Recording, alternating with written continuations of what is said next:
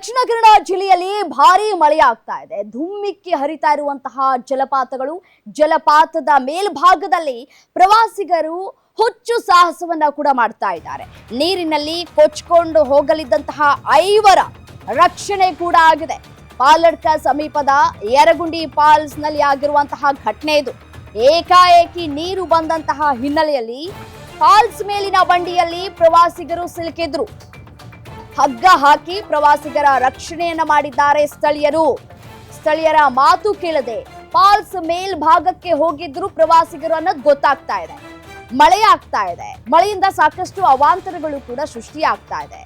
Falls ನ ವೀಕ್ಷಣೆ ಮಾಡಿ ಬೇಡ ಅಂತ ಯಾರು ಕೂಡ ಹೇಳೋದಿಲ್ಲ. ಬಟ್ ಆದ್ರೆ ಹುಚ್ಚು ಸಾಹಸಕ್ಕೆ ಮಾತ್ರ ಕೈ ಹಾಕಬೇಡಿ ಅಂತ ಹೇಳಿ ಈ ಹಿಂದೆ ಕೂಡ ಸಾಕಷ್ಟು ಸುದ್ದಿಯನ್ನ ನಾವು ಕೂಡ ಬಿತ್ತರ ಮಾಡಿದ್ದೇವೆ.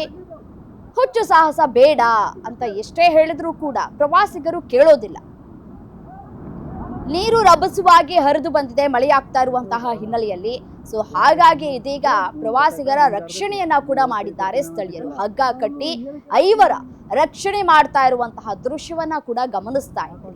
ಯಾಕೆ ಈ ರೀತಿಯಾಗಿ ಹುಚ್ಚು ಸಾಹಸ ಮಾಡಿ ಪ್ರಾಣವನ್ನ ಕಳ್ಕೊಳ್ಳುವಂತಹ ಕೆಲಸಕ್ಕೆ ಮುಂದಾಗ್ತಾರೋ ಏನೋ. ಎಷ್ಟೇ ಹೇಳಿದ್ರು ಇವ್ರು ಹೇಳ್ತಾರೆ ಸ್ಥಳೀಯರು, ನಡಿ ನಾವು ನೋಡೋಣ, ನಮ್ಗೆ ಆ ಶಕ್ತಿ ಇದೆ, ಸಾಮರ್ಥ್ಯ ಇದೆ, ಏನೇ ಆದ್ರೂ ನಾವು ಜಯಿಸ್ಕೊಳ್ತೀವಿ ಅನ್ನುವಂತಹ ಹುಚ್ಚು ಮನಸ್ಥಿತಿ, ಹುಚ್ಚು ಸಾಹಸ ಪ್ರವಾಸಿಗರದು. ಪ್ರತಿ ಬಾರಿಯೂ ಕೂಡ ಈ ರೀತಿಯಾದಂತಹ ಸಂದರ್ಭದಲ್ಲಿ, ಮಳೆಯಾಗುವಂತಹ ಸಂದರ್ಭದಲ್ಲಿ ಯಾರು ಕೂಡ ಫಾಲ್ಸ್ನ ಹತ್ತಿರ ಹೋಗಬೇಡಿ, ಫಾಲ್ಸ್ನ ಒಳಗಡೆ ಇಳಿದು ಆಟ ಆಡಬೇಡಿ, ಮತ್ತೆ ಜಾಸ್ತಿ ಆಳ ಪ್ರದೇಶಕ್ಕೆ ಹೋಗಬೇಡಿ, ಎತ್ತರ ಪ್ರದೇಶಕ್ಕೆ ಹೋಗಬೇಡಿ ಅಂತ ಹೇಳಿ ಪದೇ ಪದೇ ಹೇಳ್ತಾ ಇದ್ರು. ಬೋರ್ಡ್ಗಳು ಕೂಡ ಹಾಕಿದ್ರು ಕೂಡ ಎಚ್ಚರಿಕೆಯನ್ನ ತೆಗೆದುಕೊಳ್ಳೋದಿಲ್ಲ ಪ್ರವಾಸಿಗರು. ಹುಚ್ಚು ಸಾಹಸಕ್ಕೆ ಮುಂದಾಗ್ತಾರೆ. ಹುಚ್ಚು ಸಾಹಸಕ್ಕೆ ಮುಂದಾಗಿ ಪ್ರಾಣವನ್ನ ಕಳೆದುಕೊಳ್ತಾರೆ.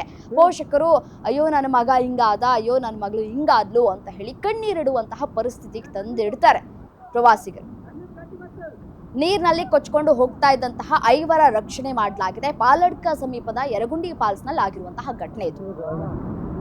ಯಾರು ಗೊತ್ತಾಯ್ತಾ ಹೆಂಗ್ ಜಾರ್ತೈತಿ? ನೀವು ಹೋಗಿ ಕೈ ಕೊಡ್ತೀನಿ ಅನ್ನತ್ತಿದ್ದಿಲ್ಲ. ಅವನು ಏನಕ್ಕೆ ಮಾಡ್ತೀನಿ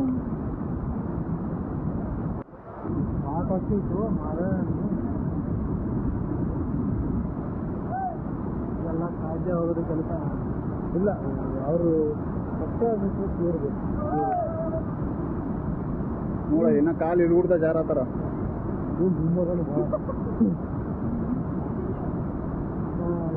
ಮೈ